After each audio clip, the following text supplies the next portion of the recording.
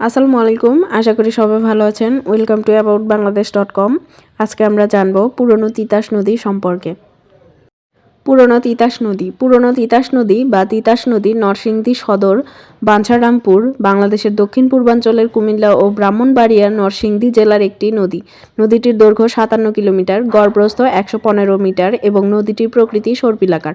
বাংলাদেশ পানি উন্নয়ন বোর্ড বা পাউবো কর্তৃক পুরনো তিতাস নদীর প্রদত্ত পরিচিতি নম্বর দক্ষিণ পূর্বাঞ্চলের নদী নং 10।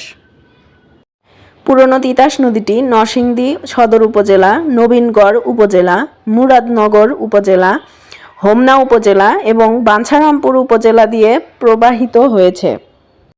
তিতাস ও মেঘনা নদীকে ঘিরে যুগ যুগ ধরে বিশ্বের অন্যতম জনবহুল রাষ্ট্র বাংলাদেশে অনেক উপকথা প্রচলিত আছে। তন্মধ্যে একটি উপকথায় বলা হয়েছে যে তিতাস নদী মেঘনার কন্যা বা মেয়ে। আপনাকে অনেক ধন্যবাদ অ্যাবাউট বাংলাদেশ.com এর সাথে থাকার জন্য।